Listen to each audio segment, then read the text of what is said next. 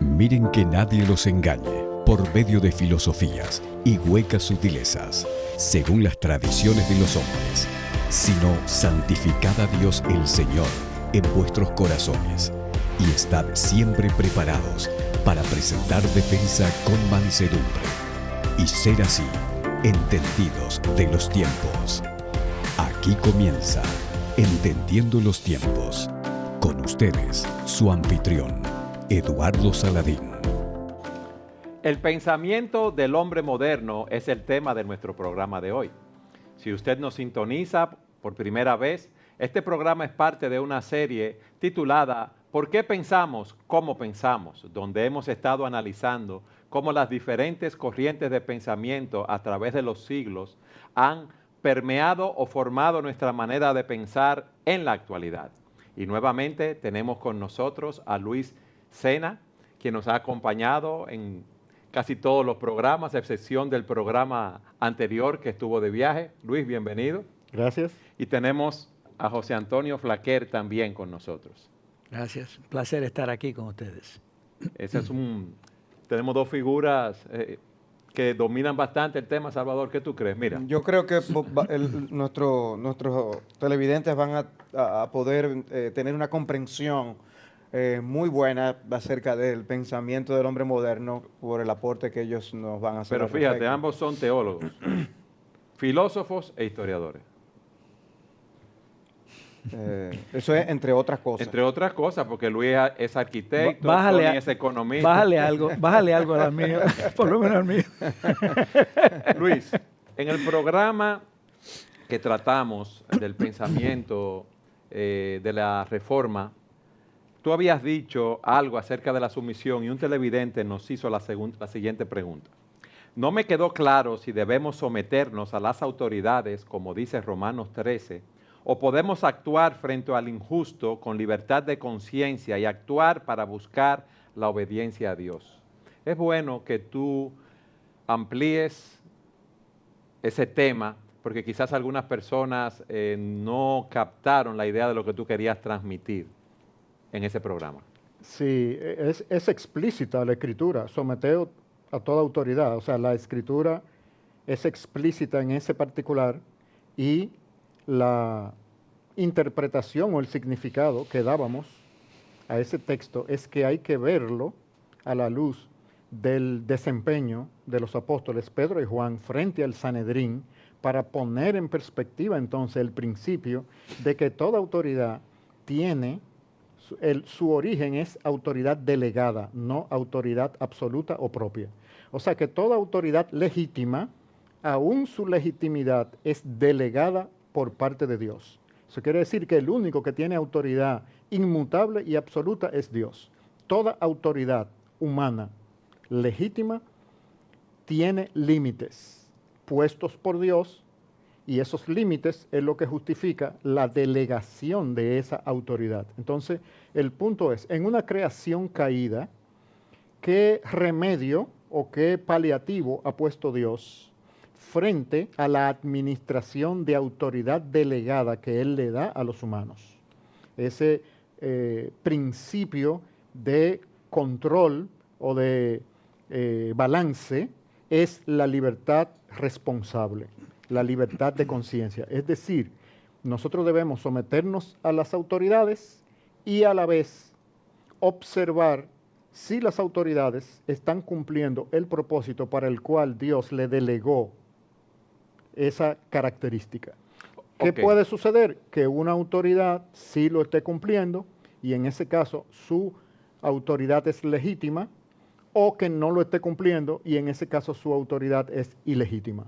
Yo entiendo que hay mandatos claros de la Escritura, como el caso que tú pones de los apóstoles, que dicen es necesario obedecer a Dios antes que a los hombres. Si alguien quiere que yo mienta o que yo haga algo indebido, yo con todo el respeto debo decirle a esa autoridad, mira, eso yo no lo voy a hacer porque sería violar mi conciencia porque va en contra de los principios de la palabra de Dios.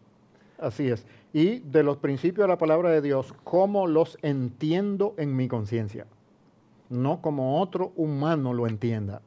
De ahí Sí, porque podemos tener concepciones diferentes acerca de Exactamente. ciertas cosas. Y al final, la libertad responsable es que yo debo internalizar la palabra de Dios para tener mi propio entendimiento de cómo esa palabra debe ser aplicada. Y el Espíritu Santo y la Biblia misma son mis guías, de modo que los otros humanos que me enseñan, mis mentores, pastores, maestros, son ayudas para un proceso interno que yo debo realizar con mi propia mente y corazón. Entonces, de ahí es que yo evalúo el resto de la vida completa, incluyendo el desempeño de la autoridad. Tú mencionabas, Eduardo, el hecho de que eso debe ser aún de una manera respetuosa. Y yo creo que es un punto válido para recalcar aquí. Y es el hecho de que el someterse a la autoridad puede ser en varias esferas de la vida de una persona. Nosotros estamos hablando de manera particular en cuanto a la relación con gobernados, gobernantes, pero eso puede abarcar vida familiar, esposo, esposa, padres, hijos, autoridades civiles generales que no sean necesariamente los gobernantes principales. Y hay una manera piadosa de uno reaccionar y responder a medidas que vayan más allá de la autoridad que Dios haya delegado a las personas. O sea, la manera como un hijo, por ejemplo, lidia con un padre que está sobrepasando los límites que Dios le ha asignado. Yo creo que un hijo puede aprender a responder de una manera piadosa, porque depende de cuál sea la área, en el área en la que ese padre se está sobrepasando, o en la que ese jefe en un trabajo se esté sobrepasando, depende. Hay cosas que uno puede soportar y hay otras cosas que son ya de cierto nivel. Hay asuntos que nos pueden obligar a estar desobedeciendo la palabra de Dios y hay otras cosas que no necesariamente implican una desobediencia de la palabra de Dios. Y yo creo que hay una manera respetuosa de uno lidiar con eso. El hijo al hablar con un padre, la esposa al hablar con su esposo, un empleado al hablar con su jefe. Yo creo que hay una manera piadosa de reaccionar y de responder. Pero el punto de que hay una libertad de conciencia que Dios nos ha dado es importante. De manera que no hay una obediencia ciega, no hay una sumisión que nosotros decimos... hay que hacerlo porque ya la autoridad lo dijo y me escondo tras de eso, porque a veces también hay una irresponsabilidad en yo no decir lo que haya que decir, en yo no haber una confrontación en términos apropiados y correctos, sencillamente para evitarme problemas. Y eso puede ser pecaminoso. No estoy haciendo lo que el jefe me dice, pero mi reacción puede ser pecaminosa, en yo callar algo que no deba callar, hacer un silencio pecaminoso, por así decirlo. Tony. Oye, en referencia a eso, y en el caso particular de los gobiernos, nosotros tenemos un referente, que son las constituciones. Porque ¿cómo evaluamos la legitimidad de un gobierno? A través de la Constitución. La Constitución es la Carta Magna que dice cuáles son los parámetros, cuáles son los límites.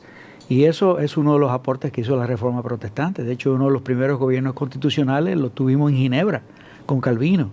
Y de Ginebra surgen modelos de constitución que se multiplicaron en toda Europa.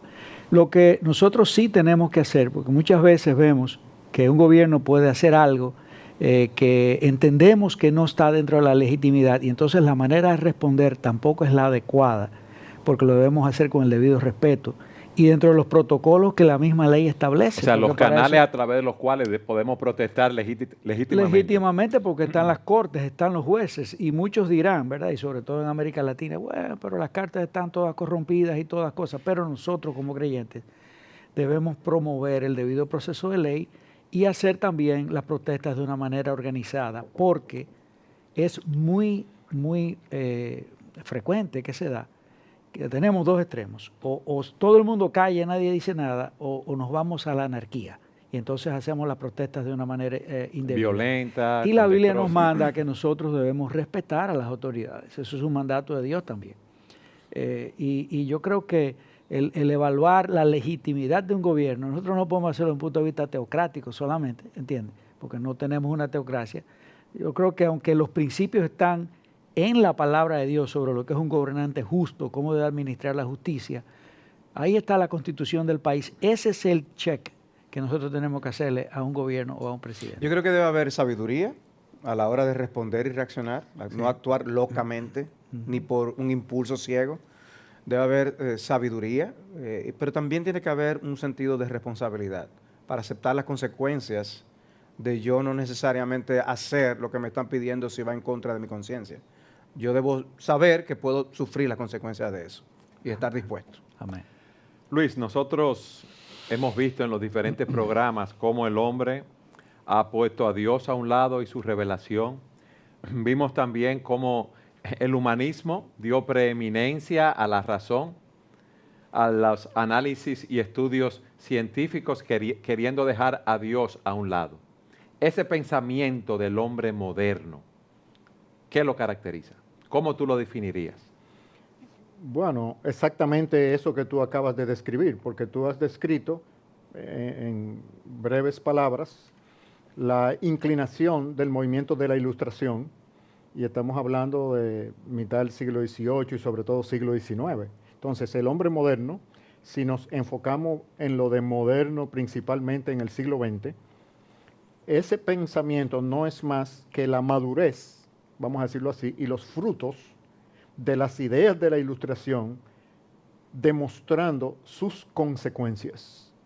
Entonces, cuando analizamos ese pensamiento, debemos mirar por las acciones y la trayectoria del siglo XX, tanto los aciertos históricos, producto de la Reforma y el Renacimiento, como también los desaciertos filosóficos y teológicos de haberse apartado de Dios. Entonces, por eso el siglo XX y el pensamiento del hombre moderno son muy importantes para nosotros, sobre todo los latinoamericanos, que necesitamos encontrar nuestro paso de la premodernidad a la modernidad. ¿Qué pasa con el pensamiento del hombre moderno europeo? Compáramelo con América Latina. Bueno, como en uno de los programas anteriores, en síntesis dijimos, que ese proceso de el Renacimiento y la Reforma que ocurrió en Europa, no ocurrió en Latinoamérica porque fue prevenido por el movimiento de la contrarreforma de la Iglesia Católica para detener la expansión de la reforma protestante en los territorios que ellos dominaban, sobre todo en Hispanoamérica. O sea que la manera como la Iglesia Católica colonizó y desarrolló las estructuras sociales, económicas, políticas en Latinoamérica tienen las características de la contrarreforma, es decir, las estructuras medievales. En esencia, estamos hablando del concepto de libertad en las personas humanas versus el concepto de jerarquía. Entonces, Latinoamérica, al igual que la Edad Media europea, está compuesta por estructuras sociales que validan y legitimizan los conceptos de humanos dominando a otros humanos. Legítimamente o ilegítimamente, no importa. Lo que importa es que cada quien tiene a su señor feudal, es vasallo de alguien y a la vez tiene sus siervos. Tú has repetido, has dicho en los diferentes programas cómo América Latina está detrás, vamos a decirlo así. En Europa, en Norteamérica hay un pensamiento postmoderno y nosotros estamos en ese pensamiento moderno. No, premoderno. Premoderno, no Nosotros hemos llegado ni siquiera ahí. Precisamente, esa es la importancia de tratar este tema de la modernidad, porque nosotros, Latinoamérica es premoderna, porque durante el pensamiento moderno, aunque se desarrollaron muchas disfunciones, vamos a decir así, en Europa, también los aciertos, tanto del Renacimiento como de la Reforma, siguieron progresando y, por ejemplo, las estructuras democráticas en las naciones europeas, las estructuras económicas, la revolución industrial, el desarrollo de la tecnología, fueron creciendo, fueron aportes positivos. Y sobre todo en el área de la política y del gobierno del Estado, es el sentido de libertad en los ciudadanos que obliga a las clases gobernantes a ser democráticas. No fue una acción voluntaria de las clases poderosas el regalarle la democracia a las naciones europeas. Fue la conciencia que los europeos, sobre todo del norte, desarrollaron a la luz de la palabra de Dios sobre el sentido de libertad del ser humano. Eso es lo que trae la transformación política. No fue un regalo de los poderosos que en un momento determinado observaron que la democracia era un mejor sistema. No, es un producto de personas discipuladas por la palabra de Dios, que en primer lugar eran gobernadas por Jesucristo en su conciencia. Y ese autogobierno responsable obligó a que las estructuras sociales europeas, tanto de la familia, de la iglesia como del gobierno civil, fueran reestructuradas. Okay. Entonces los frutos los vemos durante el siglo XIX y siglo XX, así como también las disfunciones producto de sus desviaciones idolátricas. Ok, Salvador. Sin embargo, aunque yo comprendo tu postura en el hecho de que Latinoamérica se ha quedado en una forma premoderna de pensar o ha sido heredera, ¿no?, de las filosofías anteriores y que no hemos pasado por el impacto de la reforma, etcétera, no es menos cierto, y ustedes aquí me corroborarán, que esa misma Iglesia Católica hizo una simbiosis de sus posturas religiosas con enseñanza filosófica. Los seminaristas se llenaron de filósofos y empezaron a enseñar a Marx y a Nietzsche, acudieron a muchos de esos filósofos y lo que hicieron fue una amalgama de herencia. ¿Tú dices eso en los seminarios católicos? En los seminarios católicos. Empezaron a albergar ideas. De hecho, luego llegamos hasta la teología de la liberación, que llenaron Latinoamérica con estas consecuencias. Además, las universidades en Latinoamérica fueron llenas de profesores que tomaron los filósofos de la época moderna y empezaban a enseñarlas a los estudiantes. De manera que venimos a tener una Latinoamérica en donde la juventud se expuso mucho, de una manera muy fuerte, a estas filosofías premodernas y modernas, y por eso el comunismo avanzó de una manera tremenda en algunas naciones de Latinoamérica, como consecuencia de estas cosas. Aunque no pasamos por el mismo proceso europeo, es como si hubiera, jugando el juego de Monopolio, sin pasar por Go, nosotros llegamos a sufrir consecuencias de la teoría de la evolución, las consecuencias de filósofos que habían dicho que Dios se murió y toda aquella demás. Y eso sin reforma, más esta filosofía, yo creo que nos coloca en una postura aún peor de lo que podía haber religiosamente en Europa. Pero tú sabes que a mí me sorprende lo que Luis dice, que nosotros no estamos ni siquiera con un pensamiento moderno, cuando otras sociedades están con un pensamiento postmoderno, que estamos en un pensamiento premoderno. Eso es colocarnos muy atrás, Luis. Porque es en las presuposiciones subconscientes de nuestra cultura. No es ni siquiera consciente. Entonces, por eso la característica principal de la Edad Media era una visión jerarquizada de la sociedad. Eso define Latinoamérica. Nuestras estructuras institucionales dan primacía al concepto jerárquico.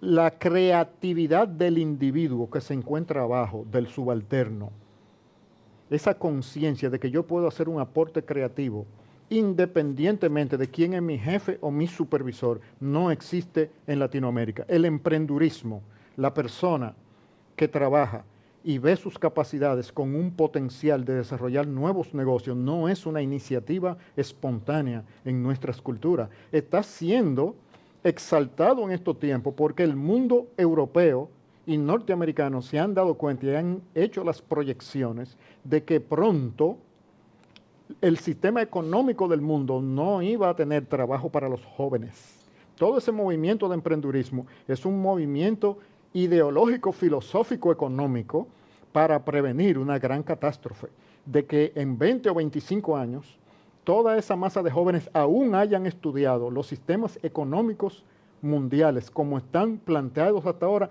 no iban a tener espacio para ellos y por lo tanto, ¿cuál es la solución? Que los jóvenes creen sus propias fuentes de riqueza y por eso hay un movimiento mundial de estimular el emprendurismo, no es una casualidad. Luis, vamos a la pausa para que nos sigas hablando de este tema. Siga con nosotros en su programa Entendiendo los Tiempos.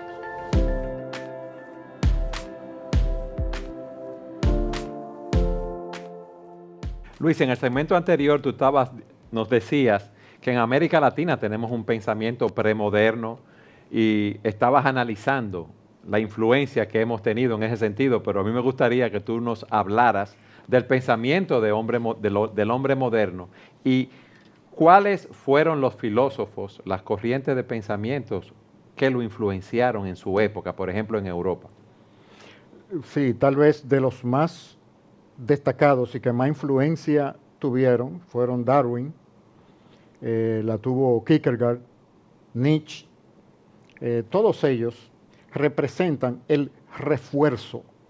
Por ejemplo, en el caso de Darwin, al hablar de que el hombre evolucionó, ya estaba sacando a Dios del escenario, del hombre como un ser creado. Claro, que eran ideas, eran presuposiciones ya de la Ilustración.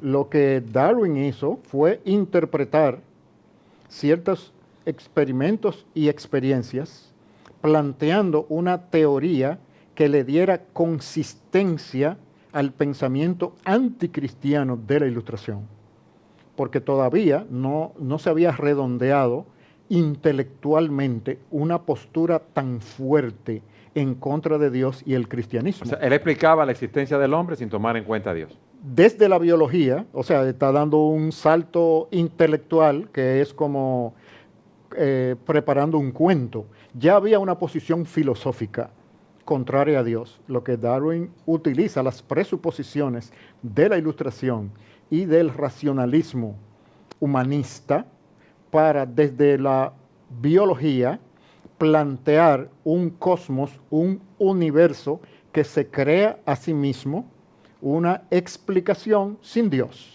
Entonces, y sin evidencia científica. Claro, porque es una teoría, es un cuento, intelectualmente el no tenía registro consistencia. fósil nunca apareció. Sin embargo, o sea, ellos filosóficamente hablando están viniendo, ¿no?, de la Ilustración usando el método científico. Porque ellos no dicen que es anticientífico, ellos no dicen que es meramente filosófico. Nosotros sabemos que hay mucho de filosofía y de mera teoría, pero ellos lo que acuden es a todos los registros que Darwin hacía de observando qué estaba ocurriendo en la isla de Galápagos y qué pasaba con aquella iguana y con aquellas aves que él encontró en aquel lugar, como evidencia científica de sus observaciones.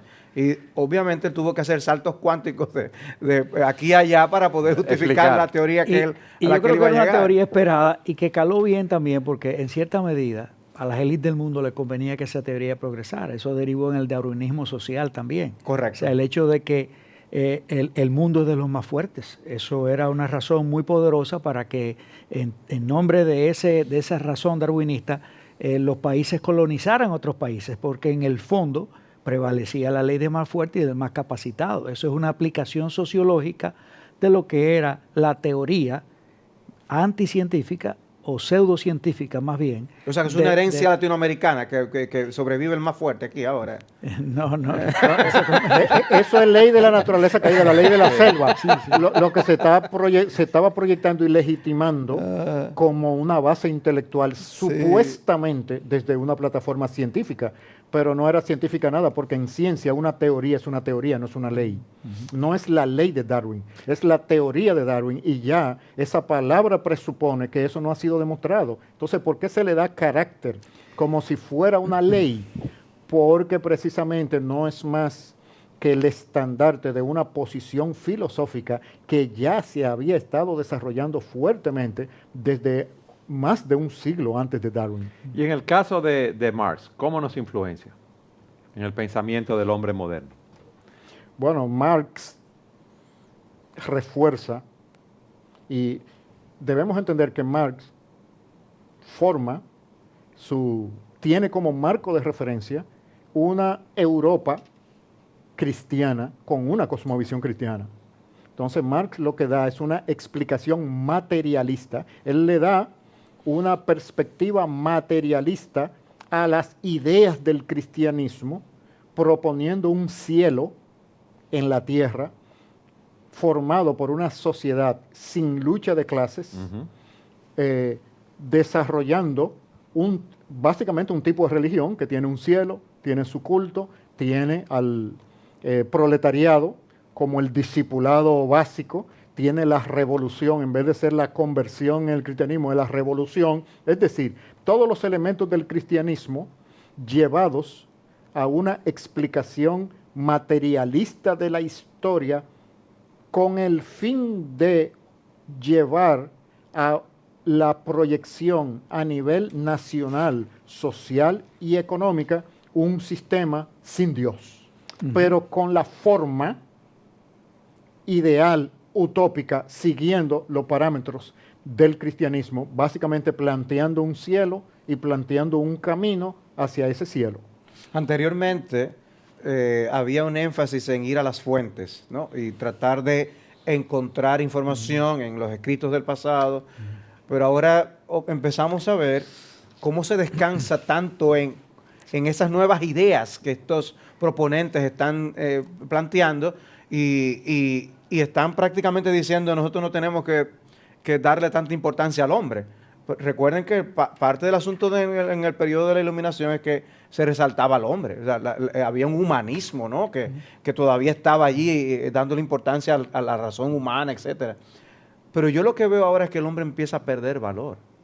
Porque si el hombre lo que es un mero animal, una consecuencia, un conjunto de aminoácidos, y yo pierdo mi identidad por el bien de la comunidad como el mundo que Marx concibe, y Nietzsche dice que la vida no tiene realmente sentido como nosotros podríamos pensar, porque Dios no existe.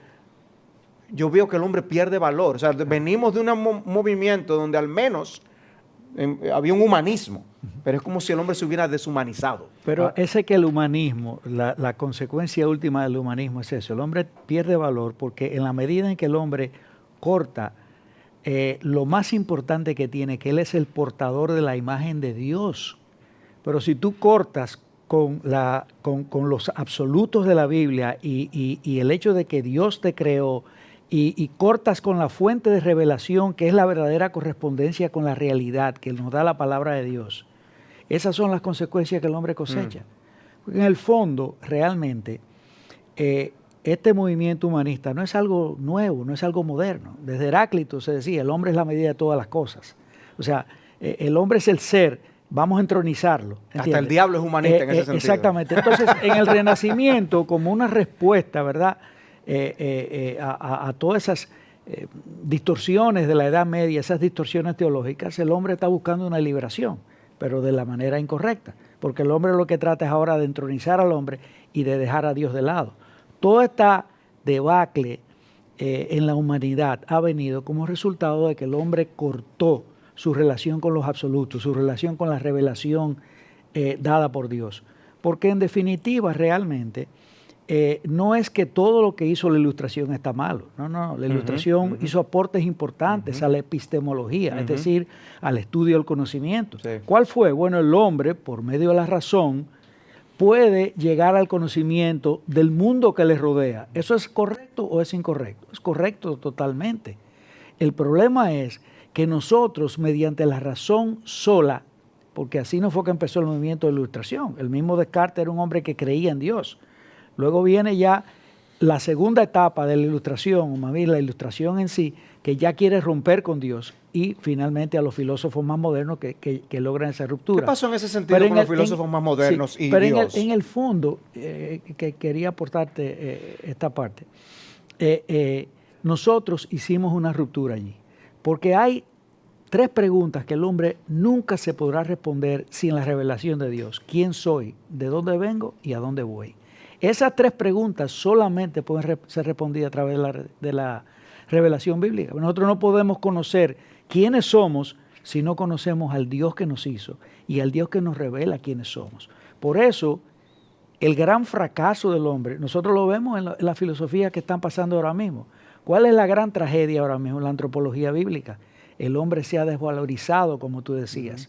Hemos llegado a esta locura de la nueva moral y de esa antropología que deshumaniza al hombre, porque el hombre, al romper con Dios y al romper con su revelación, ha perdido lo más importante que tiene. Tú eres el portador de la imagen de Dios. No, yo no quiero eso. Yo quiero ser independiente y quiero glorificarme. Y eso nos lleva a donde nosotros estamos en este momento. En ese proceso del hombre glorificarse, dejar a un lado a Dios, exaltar la razón, ¿tenemos un hombre mejor, Luis? ¿Vino la paz al mundo? ¿No ha habido guerras? Todo lo contrario, porque hubo una reacción dentro del mismo proceso de la modernidad y consecuencia de la ilustración que se centra en el pensamiento de Rousseau. Es decir, el ser humano real se revela a ser una máquina y a ser simplemente un producto de la biología al azar. Hubo una reacción idealista, hubo una reacción romántica y eso produjo dentro del modernismo una tensión, entonces, una rebelión, se puede decir así, a ese sentido del racionalismo de la ilustración inicial. Entonces, lo que nosotros vemos que se desarrolla en el siglo XIX y en el siglo XX es un pensamiento de un hombre moderno esquizofrénico. Y con la filosofía de Kant... Defíneme eso, un hombre moderno esquizofrénico. Por un lado, está convencido en su mente de que los métodos de la ciencia, por los métodos de la ciencia, la realidad es una gran maquinaria newtoniana. O sea, la física newtoniana, el universo es una máquina. Autosuficiencia en el hombre. El funcionamiento de una máquina y el hombre como una pieza dentro de esa máquina. Pero la realidad de su vida le demuestra que tiene sentimiento, que tiene conciencia. Entonces, aunque no lo puedo demostrar, yo sé que mi conciencia, mis sentimientos y mis valores sí existen. Pero no los puedo, como creo que intelectualmente la razón es quien domina, entonces, para mí, aunque sea irracional, yo lo sostengo. De ahí que Rousseau propone que el hombre no civilizado es el hombre ideal, es la aspiración de la sociedad, deshacerse de las estructuras sociales que oprimen al hombre. Esa tensión entre esa racionalidad y por otro lado esos valores y esa creencia, dan un perfil contradictorio interno que le da forma a los eventos de guerras que sucedieron durante el siglo XX. ¿Cuáles fueron esos eventos mayores, Luis? Bueno, las dos grandes guerras mundiales, la Primera Guerra Mundial, la Segunda Guerra Mundial, pero la cadena previas a la Primera Guerra Mundial, así como las guerras que continuaron después de la Segunda Guerra Mundial, aproximadamente unas 50 guerras durante el siglo XX, con más de 160 millones de personas que perdieron su vida. O sea que es uno de los siglos más violentos que la humanidad ha conocido, a pesar del desarrollo tecnológico y a pesar de todas las bondades que ese proceso histórico, gobernado por Dios, va llevando. El siglo XX se puede decir que es la expresión de hasta dónde se llega cuando se juega a vivir sin Dios y el ser humano considerándose él como su propio Dios. ¿Vamos camino a un caos así? Por lo menos a una incertidumbre que traerá una reestructuración por parte de los poderosos del orden del mundo. Porque en una teoría darwiniana, y el mundo en el que nosotros vivimos es eminentemente darwiniano, una cosa está muy clara: quiénes deben sobrevivir y quiénes deben perecer. Entonces, los que deben sobrevivir son los más fuertes, y en el mundo en que vivimos todavía siguen siendo blancos europeos. Los amarillos están apareciendo como una alternativa, pero todavía no tienen la fuerza suficiente.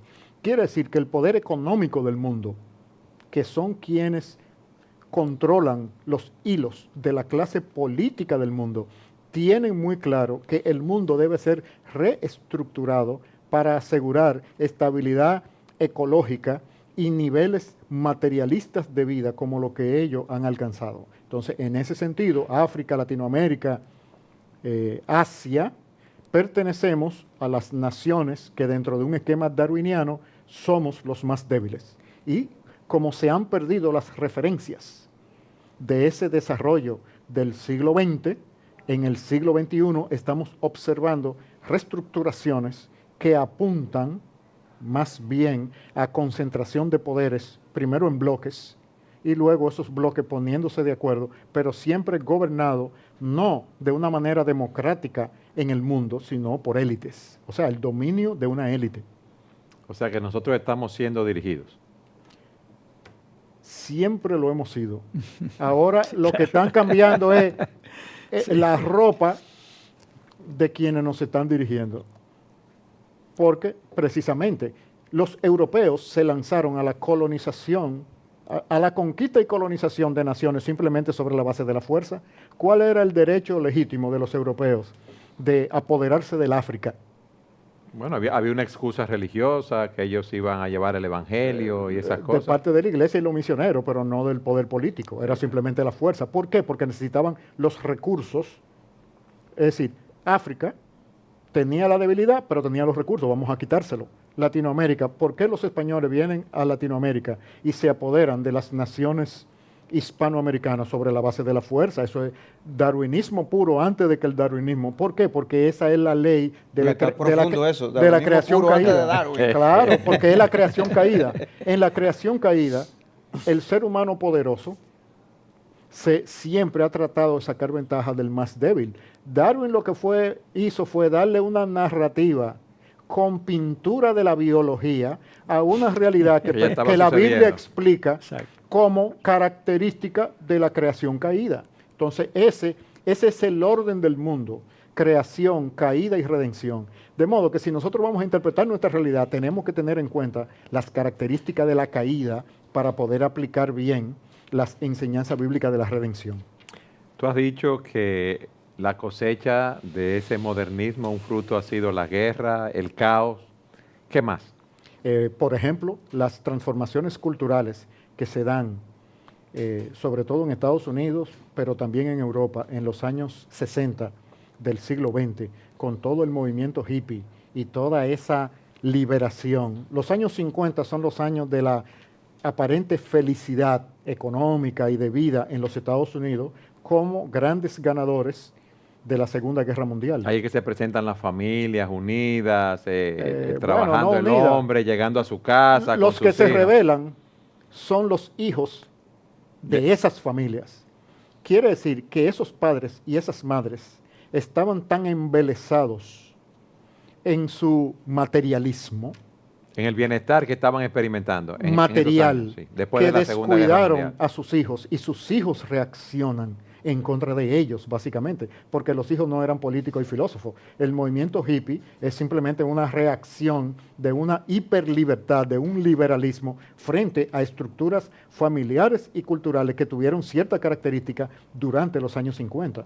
Movimientos musicales, el auge de las drogas. Todo el eso amor fue, libre, todo eso ese fue tipo de expresión. una reacción similar a la del racionalismo y el humanismo liberal, buscando de nuevo el ser humano ser su propia ley y liberarse de toda autoridad, porque el punto era liberarse de autoridad para amor libre, paz mundial. Pero debemos recordar que en la otra parte del mundo, el comunismo estaba en una profunda expansión después de la Segunda Guerra Mundial. O sea, una gran parte del mundo estaba viviendo una de las opresiones más grandes que la humanidad ha conocido, que fue el comunismo marxista. Entonces, esos dos elementos están coexistiendo. Por una parte, Europa Occidental y Norteamérica están disfrutando de unos niveles de vida y de unas características culturales que otra parte del mundo, detrás de la cortina de hierro, está sufriendo una gran opresión, y el resto del mundo, básicamente el sur del mundo, África, Latinoamérica y Asia, en una pobreza abyecta.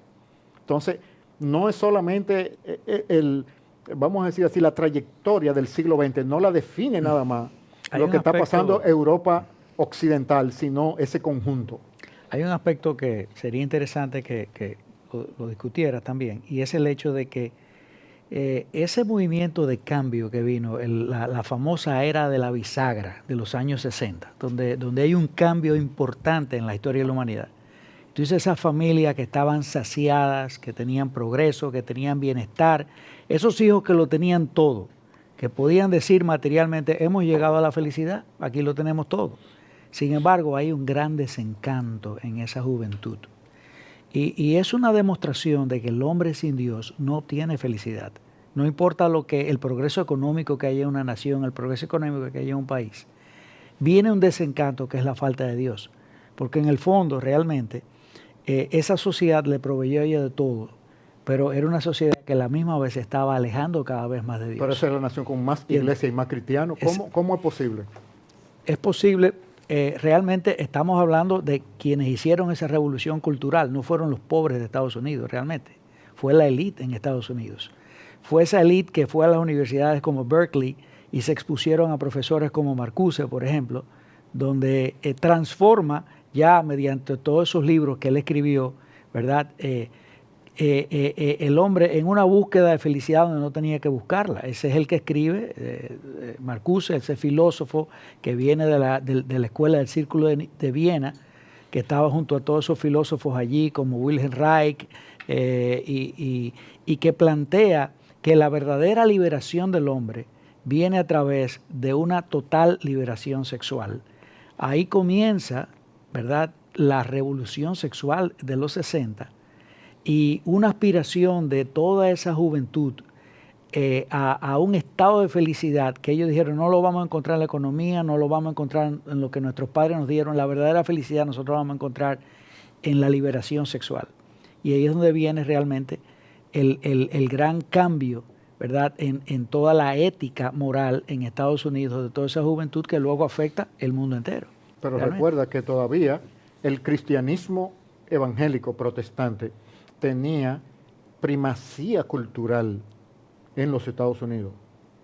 O sea, es bajo la vigilancia y ministerio de la iglesia evangélica en los Estados Unidos que esos procesos culturales ocurren. Luis, ¿qué otro fruto se cosechó de ese modernismo? Bueno, una sobreconfianza, si se puede decir así, en la tecnología, ya no como ciencia conectando o interpretando la ciencia como sabiduría para entender la realidad, sino el aspecto pragmático de producir y el ser humano enfocado como un consumidor, no como una persona, no como un ser, sino el hombre consumidor que le da la característica al sistema económico, sobre todo de la segunda mitad del siglo XX. El hombre es capaz de ir al espacio, no encuentra a Dios allí y dice Dios no existe y confía demasiado en su progreso. Progreso material de Y la consumo. tecnología como un ídolo también, porque ese es el ídolo de nuestra época. Sí, porque la tecnología produce los artefactos que le dan placer a la vida y como el ateísmo propone, que después de esta vida no hay nada, entonces maximizar el aquí es la meta. Por eso el famoso calcamonía de vehículo, el que muera con más juguetes ganó el juego de la vida. O sea, eso resume el pensamiento consumista, pero que en la globalización entonces se expande a nuestras naciones para expandir ese pensamiento y modelarnos a nosotros, los que no pertenecemos a Europa y a Norteamérica, como consumidores. Pero vamos a ver cómo nos ha modelado ese pensamiento en nuestro próximo segmento. Siga con nosotros en su programa Entendiendo los Tiempos.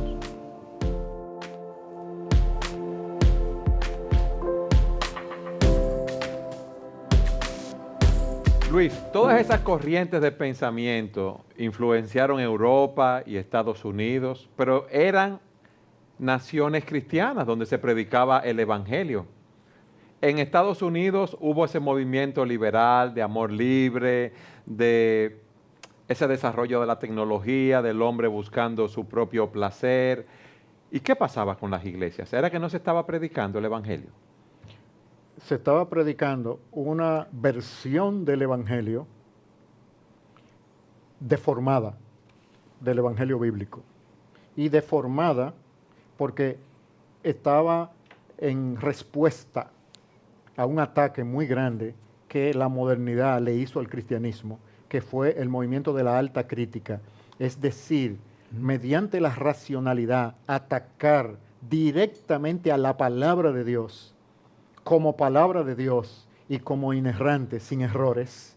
Y hubo entonces una reacción de la iglesia evangélica de retraerse de la esfera de la discusión y de la racionalidad, retraerse de la esfera pública y concentrarse En las en la iglesias. fe privatizada. O sea, la separación fue la solución que ellos Separar la propusieron.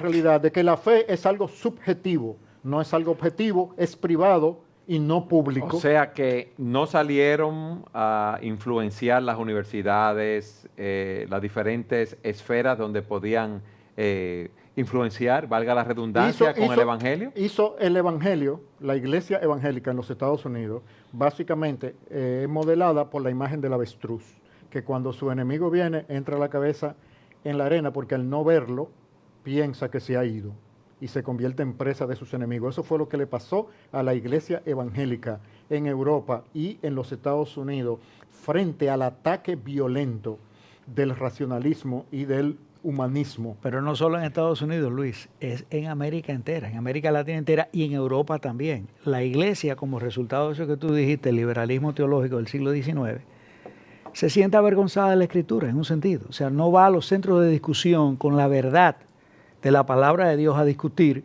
porque en cierta medida se había ridiculizado tanto la palabra y se consideraba algo como que no era digno de un ambiente cultural o científico, que nadie se atrevía a discutir con la Biblia en la mano, ¿verdad? Y la iglesia se replegó de esos centros de cultura, de esos centros de pensamiento, y hemos pagado las consecuencias, porque ¿cuál es el resultado? Que todas las universidades en Estados Unidos han sido plagadas por ese tipo de pensamiento y que hoy en día, como cita Al Mohler, creo que más del 85% del profesorado en los Estados Unidos es de corte liberal. ¿Dónde están las personas de fe en las universidades? ¿Dónde están los pensadores en los centros de discusión cultural en el mundo? Estamos replegados completamente. Yo creo que parte de lo que hoy en día estamos viviendo con el tema del disparate de la ideología de género, ¿verdad? Por ejemplo, para dar un ejemplo, que es una de las discusiones importantes de hoy, ha sido porque la iglesia no se ha parado, no se ha levantado, no se levantó en su momento esa discusión. Si la iglesia en Estados Unidos, en el momento en que esas cosas estaban pasando, se hubiera presentado a los foros de discusión con la verdad de Dios, que es poderosa, ¿verdad? Como dice la palabra, no me avergüenzo del Evangelio porque es poder de Dios para salvación, pero no solo para salvación de nuestras almas, sino aún para la redención del conocimiento del hombre, porque es donde único podemos encontrar correspondencia con la verdad. Y para la gloria y el señorío de Jesucristo en el aquí y el ahora. Exactamente. Y la iglesia se replegó. Y se replegó en parte porque la iglesia volvió a un pensamiento dualista. Es decir, la iglesia tiene que estar en lo espiritual. Todo lo que tiene que ver con el mundo y con la cultura y con esas cosas, eso no son cosas de la iglesia. Dios lo va a destruir porque cuando venga Cristo, Él lo va a destruir. Exacto. Y el mundo es un barco que se está hundiendo y hay que mandar el bote salvavidas del evangelismo para sacar la mayor cantidad de personas del mundo, asumiendo como que el mundo le pertenece a Satanás y lo que le pertenece a Cristo es simplemente la salvación de las personas. A mí lo que me extraña, la iglesia está compuesto por los miembros, por los creyentes. Entonces, y los maestros. Y esos creyentes en sus lugares de trabajo, en las universidades, con sus vecinos, dejaron de impactar a la sociedad, dejaron de predicar el evangelio, se atemorizaron a lo que ustedes están diciendo. Sus pastores los discipularon y le dieron una enseñanza que produjo esa conducta en ellos. Entonces, la revisión profunda hay que hacérsela a los maestros y a los predicadores que no discipularon bien a los miembros de las iglesias que durante los 6 días de la semana estaban desplegados en la sociedad. Entonces, en el cristianismo, cuando tú vienes al cristianismo, tú aprendes lo que te predican, lo que te enseñan. Nadie sale por sí solo a practicar un cristianismo autogenerado. Ese no fue el modelo de la Reforma, ¿verdad, Luis? El modelo de la Reforma, los predicadores de la Reforma pusieron énfasis de que el miembro de la iglesia fuera a su Biblia y oyera directamente de su Dios para que desarrollara una conciencia de lealtad a su Señor por encima de la lealtad a su propio pastor y a su propia iglesia. Es decir, los predicadores de la Reforma eran gente sabia que entendieron la estructura del cristianismo. Jesucristo es un soberano, el cristianismo es una monarquía, tiene un rey y ese rey tiene una agenda. y esa agenda es de dominio completo. Toda autoridad le fue dada en el cielo y en toda la tierra, no en parte de la tierra, en toda. Y eso incluye la iglesia, Y la rompió- esfera civil, el gobierno, las artes, todo. Entonces, cuando se enfoca el cristianismo de esa manera, se previene que el error y el mal no crezcan. Cuando vemos que el error y el mal crecen en una sociedad que a la vez tiene muchos cristianos, hay que revisar el contenido de ese cristianismo que es predicado y practicado.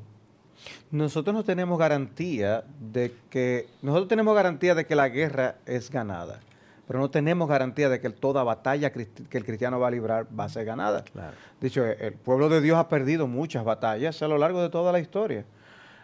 Yo lo que pienso es que nosotros tenemos oportunidad de hoy de incentivar al pueblo de Dios Amén. a llegar a los lugares donde puede ser de influencia.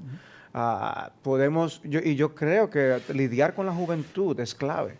Nosotros no podemos perder de vista a los jóvenes, alcanzarles, darles las herramientas con las que ellos van a poder lidiar con estas.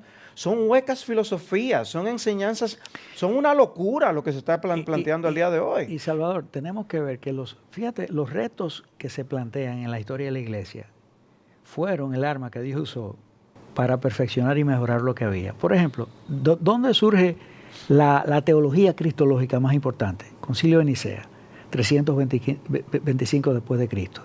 ¿De dónde surge? Bueno, surge de una controversia cristológica que llevó a la iglesia a la necesidad de revisarse y de plantearse los temas cristológicos. Yo creo que ahora mismo, a pesar del ambiente negro que hay, en el sentido de estas filosofías locas que nosotros estamos viviendo en este momento, sobre todo el tema de la herejía antropológica, del diseño de Dios para el hombre, para la familia, etcétera, etcétera.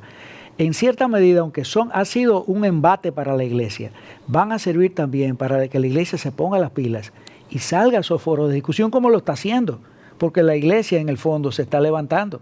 Gran parte de la queja del famoso George Soros, uno de los financistas que ha pagado todo este movimiento, ha sido que él ha tenido el contratiempo de que los evangélicos, sobre todo en América Latina, se han levantado y le han echado un jabón al sancocho, como decimos los dominicanos. ¿Entienden? En el sentido de A que... la sopa. A la sopa, a la sopa, exactamente.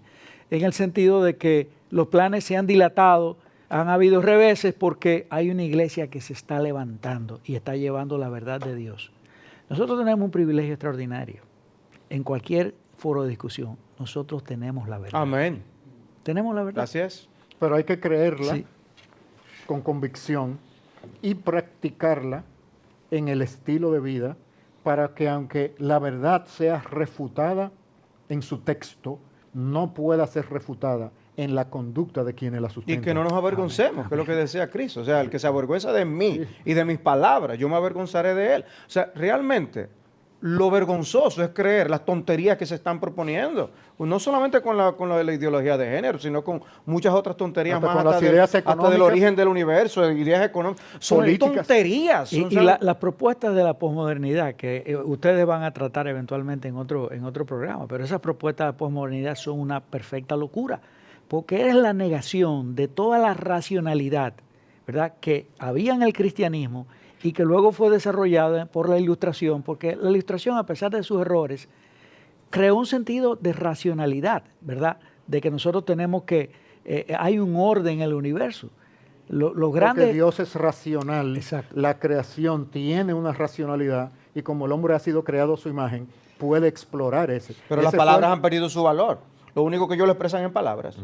Pero entonces, es tan irracional como dice Tony, que el que tiene la verdad en la escritura, aferrándose a ella y demostrándola en las esferas culturales, va a tener supremacía, porque eso corresponde con la realidad. Es decir, una perspectiva política, económica o artística basada en la escritura, llevada a cabo por un político, por un artista o por un hombre de negocio cristiano, va a tener supremacía en la cultura. Y tenemos la conciencia de los hombres a nuestro favor, que va a decir, al final de cuentas, sabe que le va a dar cuenta a Dios. Bueno, También. y De que sabe. el Espíritu Santo, como un medio de gracia, dando poder a esa palabra para convencer Y del error y de culpabilidad. Derribando fortalezas y todo argumento que Exactamente. se opone. Entonces, con nosotros- toda esa ventaja, es como un tablero de ajedrez. El Somos cristianismo tiene depositarios todas las de- piezas mayores somos en el depositarios de tablero una y no las verdad. estamos usando. De una verdad. Mira, ninguna filosofía va a contestar las preguntas más importantes del hombre. Tienen miles de Bueno, años no la va a tratando de contestar. responder. No la van a correctamente. contestar. Y nosotros somos depositarios de esa verdad, de contestar las preguntas del hombre y resolver el dilema más importante que tiene el hombre. Es un ser caído, su relación con Dios está fracturada, no sabe quién es Él ni quién es Dios. La verdad de Dios lo va a rescatar y lo va a traer a Él a la razón, porque el hombre anda loco. Dice la Escritura, muerto en delitos y pecados. O sea, nosotros lo vamos a traer a la razón. Nosotros somos los depositarios de esa verdad y no tenemos que avergonzarnos de ella. Amén. Tenemos que salir a discutirla, a presentarla, porque ella dice la palabra Bueno, y que es darle poder de Dios para credibilidad salvación. con nuestras acciones y nuestra participación cultural. No solamente hablar de ellas desde los púlpitos, sino estar en el mercado. Lo que pasa es que el Es que el púlpito, evangelio se vive, el evangelio se vive. el púlpito tiene una razón de ser importantísima y es prepara a los santos para la obra del ministerio. Santos que no tienen un buen púlpito no van a hacer una obra buena en el ministerio. El púlpito es lo que nos va a dar la preparación para nosotros impactar esa sociedad. En la medida en que hayan púlpitos sólidos y que le den una cosmovisión bíblica a esos feligreses que tienen ahí, en esa misma medida va a ser impactada la sociedad. La pregunta es, ¿qué es lo que se está predicando? Y ahí nosotros podemos, ¿verdad?, tener un tema de discusión sobre qué es lo que realmente se está predicando y cuáles son las iglesias que han impactado. ¿Por qué ahora mismo hay un resurgimiento en América Latina del Evangelio? Bueno, la verdad se está siendo predicada con fidelidad, está haciendo impacto, la gente está viendo las respuestas que otras corrientes desviadas del cristianismo no le han dado. Lo que han hecho es confundir a muchas personas. Exactamente. Esa teología de la, ¿cómo se llama? La prosperidad, el evangelio de la prosperidad. Nada de eso, ¿entiendes? O sea que realmente no podemos, yo creo que realmente a pesar de todo el cuadro negro que vemos, como decía Salvador, a nosotros nos debe consolar el hecho de que la victoria es nuestra, estamos ganados, pero tenemos que ser sabios y actuar en la generación en que nos ha tocado actuar para nosotros usar ese tesoro que Dios nos ha dado de su verdad y de su palabra y nosotros llevarla a esos lugares. La verdad de Dios, como decía Carlos Spurgeon, es como un león, decía él. Solamente suelta la que ella hace su trabajo. No hay que defenderla. Y una labor poderosa. Salvador, tú como pastor, ¿qué consejos tú nos das? Bueno, en la mente de los hombres se libra una enorme batalla. O sea, Satanás quiere tener acceso a nuestras mentes y va a tratar de acudir a la mente de nuestros niños, va a tratar de acudir a la mente de nuestros jóvenes. Pero la palabra de Dios es lo que puede ayudarnos a nosotros. O sea, así como hay piezas que a veces hay en los juegos que dependiendo de la forma va ocupando su justo lugar, para que las piezas de la vida y las respuestas filosóficas que Tony planteaba, nosotros podamos tenerlas en nuestras mentes y corazones, necesitamos apropiarnos de la palabra de Dios. La palabra, el diablo va a tratar de hacer que nosotros nos fijemos en 1000 otras fuentes para poder encontrar respuestas, las respuestas que necesitamos para nuestras vidas. Pero nosotros no debemos apartarnos de la realidad de que solo en Dios nosotros tenemos la verdad absoluta. De hecho, hoy mismo vamos a estar estudiando luego el posmodernismo y cómo ahora todo es relativo, cómo las palabras no tienen significado, lo que es verdad para mí no necesariamente es verdad para ti. ¿Y a dónde lleva eso al hombre? A una desesperación, a una desesperanza. El suicidio anda en aumento cada vez más. Los hombres no encuentran respuestas. La respuesta está en Dios y en su palabra y en su Hijo Jesucristo. Mi exhortación, ve al Evangelio, ve a la palabra de Dios, que allí están las respuestas que tú necesitas para resolver el problema de tu identidad, de por qué estás aquí y hacia dónde tú vas. Y en Cristo está la salvación que el hombre necesita. No, y esa palabra es la única que nos hace sabio para salvación, nos enseña, nos reprende, nos corrige y nos instruye en justicia, a fin de prepararnos para toda buena obra. Así es. La Sí, palabra y esa de buena Dios. obra es obra en la cultura. construcción de una cultura orientada al reino de Dios. Con impacto eterno. Exactamente. Amén. Gracias por haber estado con nosotros en su programa Entendiendo los Tiempos.